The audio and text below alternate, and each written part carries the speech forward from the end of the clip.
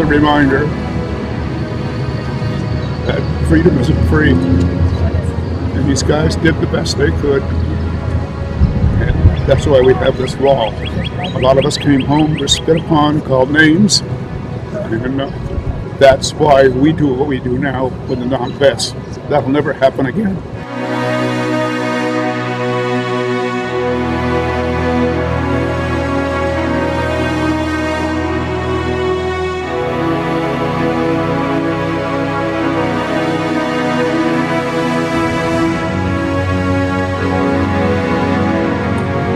My name is I'm a support specialist, half-time, with the Office of Military and Veteran Services here at UNH.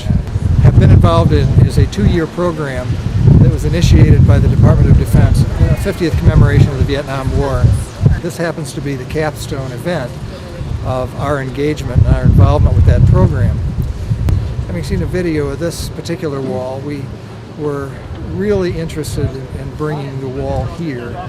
You know, I was convinced that I would have very little emotion invested in this thing, and nothing could be further from the truth. And it's not just the stories and the people, it's the families, it's the history, it's the enormity of 58,315 people, and what that means.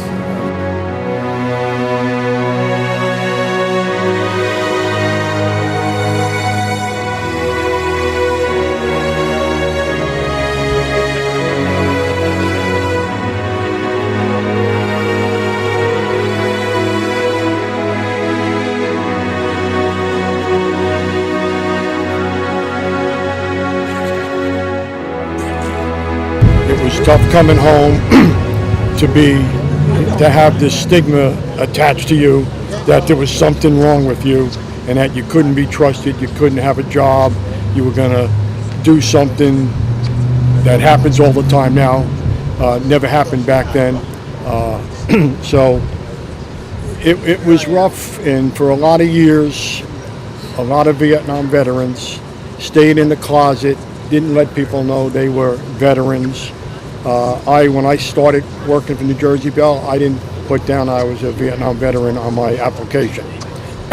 Over the years, as the wall was built in Washington, started to realize that some people cared about what happened.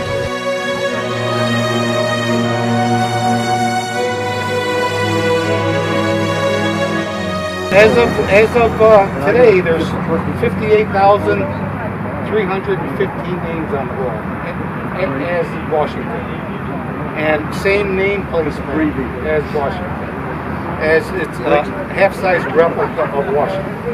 My name is Paul Chen. I am from Chicago, born and raised in Chicago, and I have my wife that travels with me, Kim. And I'm retired iron worker out of Chicago. Did it for 32 years. And now, the last 7 years, I drive the wall. Remember, our brothers and sisters.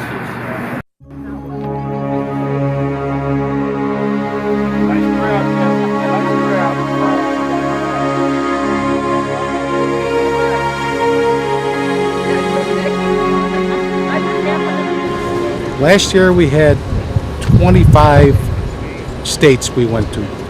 This year we got 23 more states. Durham was our first stop this year. And then next week we're off to Dexter, Maine. We get to see so much emotion. That's probably the hardest. We see everybody's pain. All the vets, the moms, the sisters, brothers.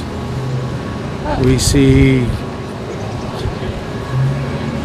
a lot of empty faces.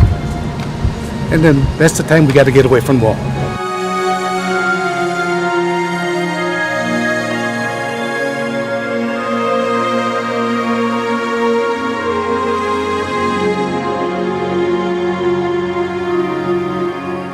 This is a part of history that everybody wants to forget, but in reality it happened. And you know, there's 58,315 names on this wall, but times that by 5, the brothers and sisters, the moms and dads that the Vietnam War affected. And if we were to put everybody's name on it, this thing would be a mile long and 20 yards high. I bring it to people that don't have the ability to go to Washington to see it, and I try to keep it as beautiful as I can during the season, and it's a labor of love. There are a lot of war memorials in America. America has fought in a lot of wars over our nearly 2.5 centuries of existence, and like you, I suspect, I've visited a lot of them. There are war memorials in town squares all across America. There are national memorials in Washington, D.C. We have battlefields that are essentially national war memorials. But I don't think there's any that has the impact of the Vietnam Memorial Wall in Washington and the one that is behind me here. There's no other memorial that I've seen, at least a national memorial, that one stands in front of and actually reads the names of individuals who died in that war or are missing in that war. And for me, I think that means it's impossible to stand in front of this memorial wall, look at those names, and not attach a face or imagine a life and a family left behind.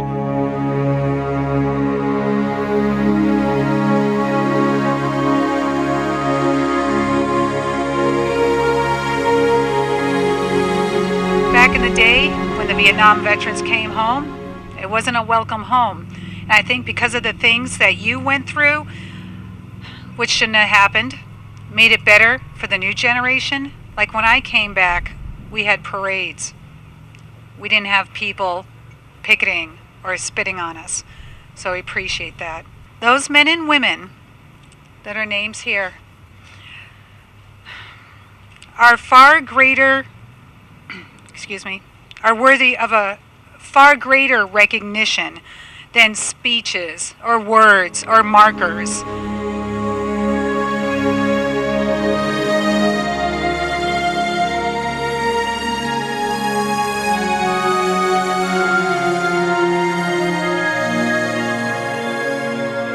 I'm Bud Whitmire from Greenland, New Hampshire. I joined the Marine Corps 2 days after I graduated out of high school in Michigan, and I went to Vietnam in the late '65 and all of '66. After I came back from Vietnam, I became a guard over to prison on the Portsmouth Naval Shipyard, and that's where I met this guy, Chief, who was in Vietnam in the same battalion, 19, who are now called in history books the Walking Dead. We were called the Walking Dead because my version of the story that we got the name was on Ho Chi Minh's birthday, one of his generals for his birthday was going to give him the battalion, White 19. They were going to come down and wipe us out, and so they had nicknamed us the Walking Dead. We were dead, but we just didn't know it yet. So, but my battalion, on an average battalion of 800 men, we lost 743, or right around 93%.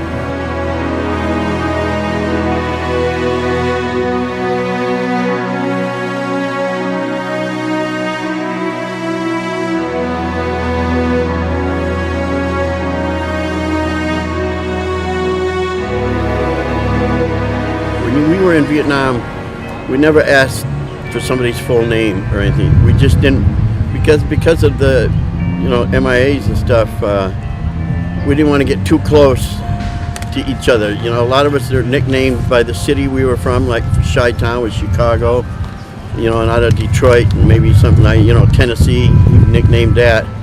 Or we just gave guys nicknames like Rat or whatever, sometimes what they did in the Marine Corps, their MOS. We kind of gave them nicknames, and that's so it bothers me a lot that I don't know the full names now, remember them. Right.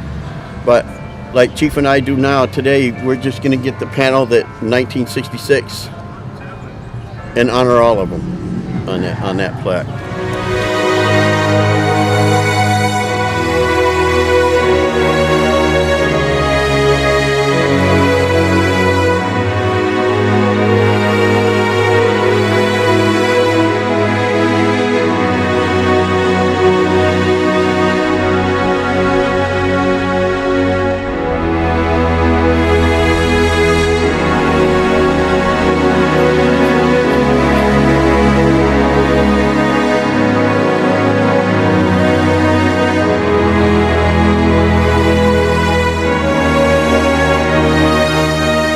My name's Robert Escoto. Chief. I joined the Marine Corps in 1965. Went to Vietnam. Spent 66 and part of 67. It brings a lot of memories when you go through it, you know. Like I said, I've been out 50 years. I don't drink at all anymore because even with a few drinks underneath me, I have really bad dreams about Vietnam. I've had one flashback that was so real that it was scary. It was during the daytime. I was a supervisor, and I was talking to one of my employees, and he wanted to argue with me. And all of a sudden, I could smell, see, and hear Vietnam. And my mind, it's telling me to kill him. Part of my mind is, and the other part is telling me, no, you're back home. Calm down, you're back home.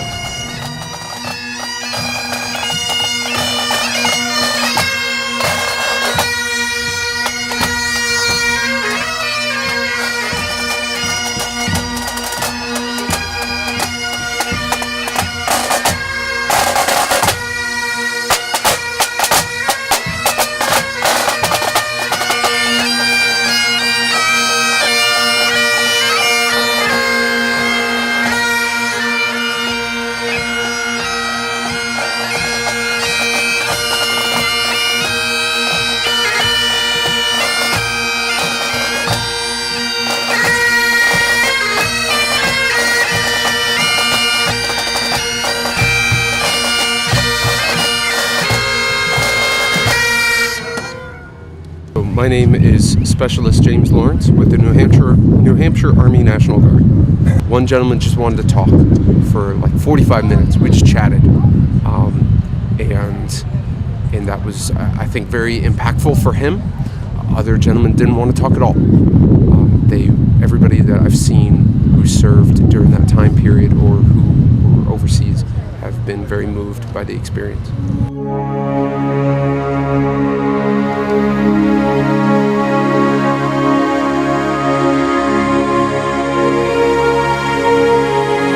I think Vietnam changed America's perception of war. I think it changed our perception of soldiers. I think it changed our perception of our government and how our government interacts in the world.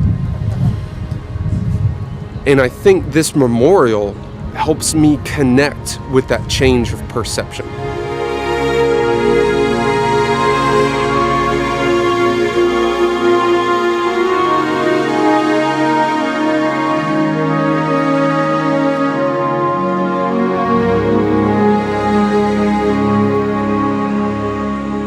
I think the emotional connection is not with a sense of an ideal or with a war or with a country. It is with a person.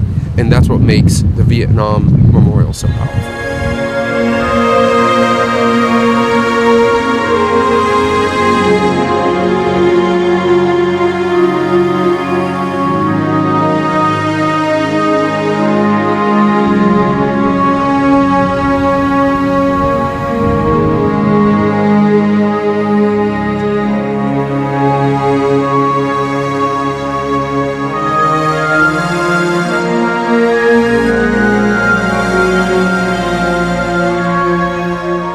Quite a few guys that I grew up with that are on there. You know, we grew up together, grammar school, high school, cut school, got in trouble together, and they're on that wall. So it's actually, now I could go to the wall, whether it's a travel wall or the one in DC, and not get as emotional as I used to.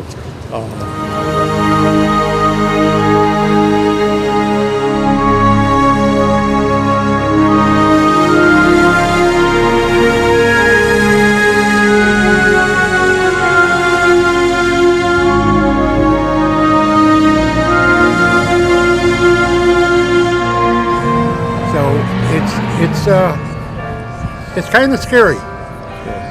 I have a bunch of kids, and they know never to walk in my bedroom when I'm in there. No. They have to knock. There's a because I'm still jumping.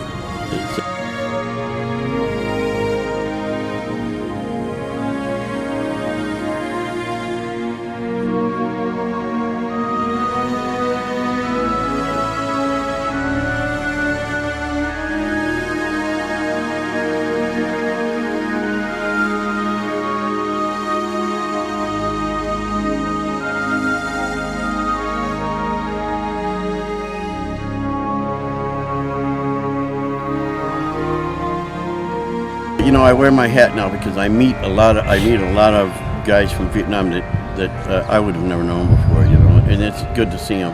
And it's good to be thanked now. But, I mean, it's a little late, but it's to be appreciated now is fine too. You know.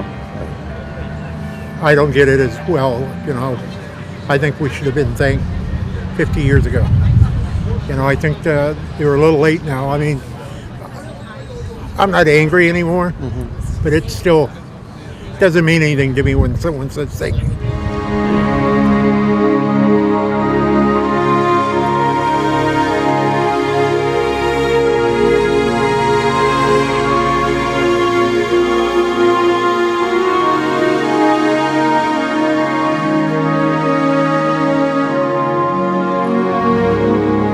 Mom and her two children, were not children, they're adults with their kids.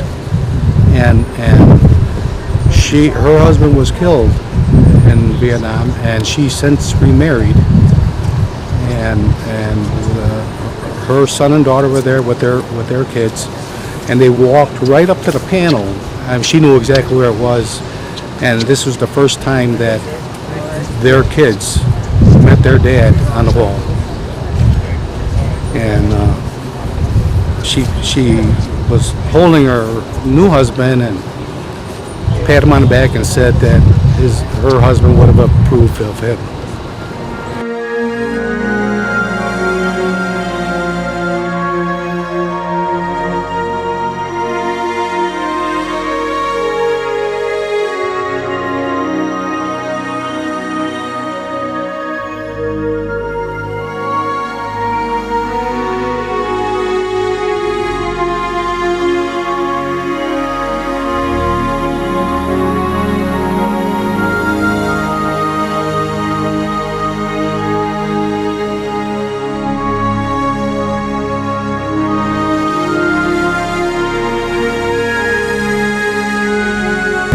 I guess we are starting to realize that those names on the wall mean a lot to everybody, and hopefully the media does something. And like this gentleman was saying about veterans coming home now, they got parades. After the first Gulf War, when they had the parades, the ticker tape parades going down Wall Street, I think there was a turn in this country that said, what did we do to these Vietnam veterans? How come they were treated like dirt?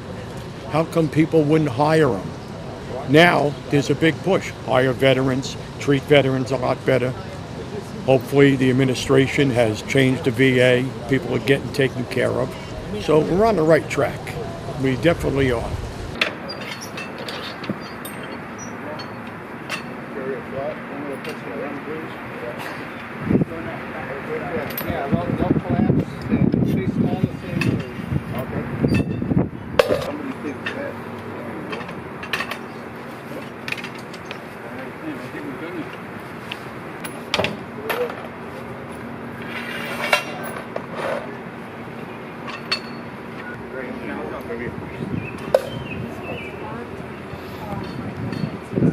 Yeah, I know.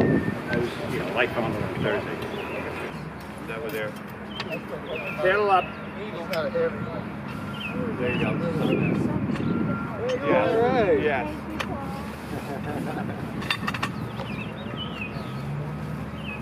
That was painless? How's the knee?